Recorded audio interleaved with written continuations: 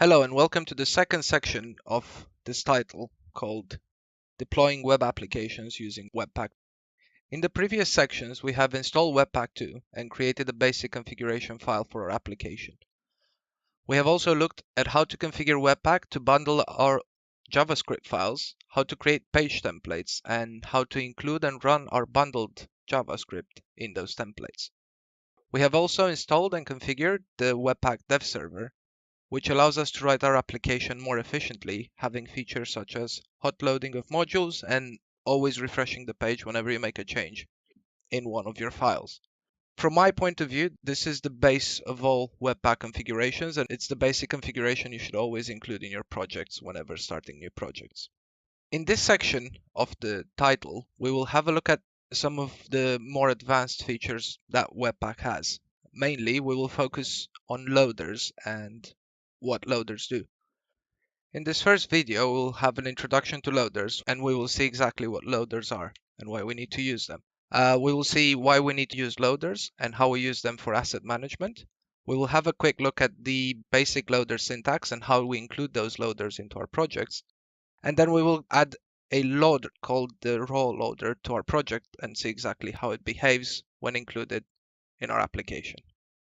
So, what are loaders? Going back to our project, we see that at this point we have an entry file, which is our source app.js, and then we also have an output file, which is basically the place where our bundle gets exported. However, if at this point we go into our app.js, into our source, and we create another JavaScript file, so we will create a new file. We will call this file, let's just call it functions.js. And then in this file, we will create a function and try to import it inside our app.js. So let's say we want to create a function that just adds two numbers. So let's create our function. We'll call this function. We'll just call it add. And then we will put an A and B. And then we just want this function to return A plus B. It's a very basic function. And then we export this function from this file. So we go at the bottom and then we do module.exports. We're still using ES6 syntax in this, and then equals add. If we save this file and then go back into our app.js and we try to import it in here, so let's try and import it at the top. We will do var and then we will call this add will be require, and then we will set our file in here, which is called functions. So once we've done that, if we go back to our dev server, we will see there are a few errors in our console. So let's have a look at those and see what's causing them. So as you can see, there is an error in source app.js saying module parse fails. You may need an appropriate loader to handle this file type. So basically what Webpack is saying is that it does not know how to handle or how to deal with JS function. So as you can see, this is happening over and over again. Webpack is trying to load that JavaScript file, however, it does not know how. Let's have a look at the reason this is happening. So this is happening because the goal of Webpack is to have all of your assets in your project being Webpack's concern and not the browser's concern. So we want to be able to bundle everything together. However, Webpack itself only understands the JavaScript file that you provide as an entry point. So it will understand your app.js, however, it will not understand anything else that you import in it. So let's comment this line out for now and we'll go back to it later. Now, what you need to keep in mind is whenever using Webpack, Webpack will treat every file that you have that can be either a CSS, HTML file, SCSS, JPEG, PNG, anything as a separate module. So loaders in Webpack are used to transform those files into modules as they are added through our dependency graph.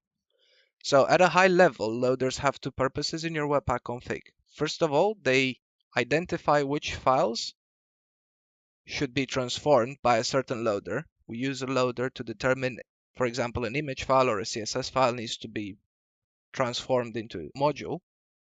And then they also transform those files so that they can be added into our JavaScript dependency graph and then into the bundle. So to clarify this, we will be using a very basic loader that comes by default every Webpack install, which is called the raw file loader. This basically lets you import text files straight into your application. So to add loaders, we'll need to configure them in our Webpack config.js, as we do with everything. So let's go into our Webpack config.js, and then in our module exports, we'll need to make some changes to make everything work.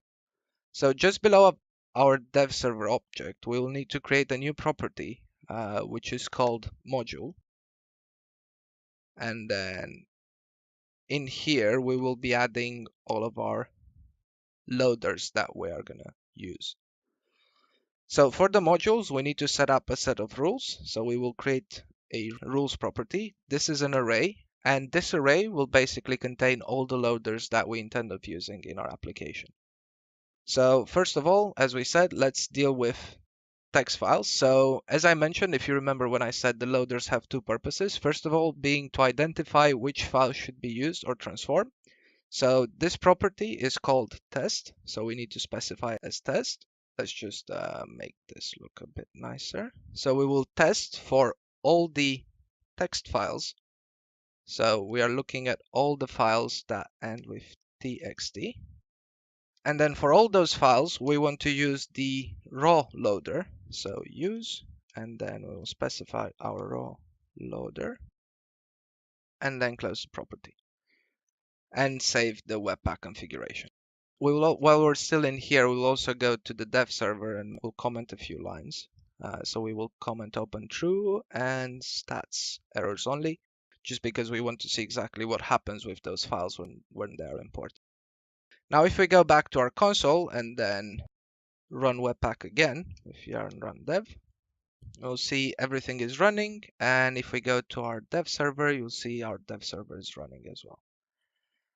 Now, if we create a text file in our source folder, so for example, we will call this one new file, and this will be demo.txt. And in this file, we'll just put some text file. We should be able at this point to go back into our app.js and then require that demo.txt. So we can go var, and in here we can go demo text, let's say, and do equals require, and then we are looking for demo.txt.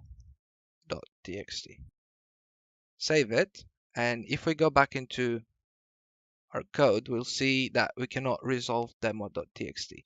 So it cannot find the file in our source folder. This is because we need to specify the path to the file as well. So now let's go back to the console and try and run our Webpack configuration.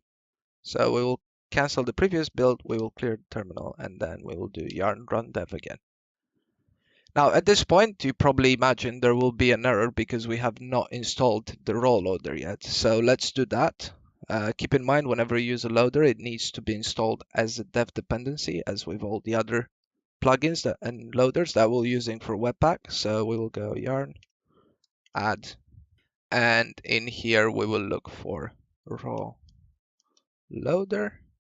And then again, keep in mind you need to install it as a dev dependency.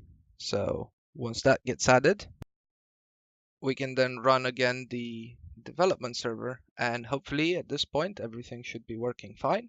So as we can see, there is no more errors. Our text file has been added into our bundle.js, and now if we look at the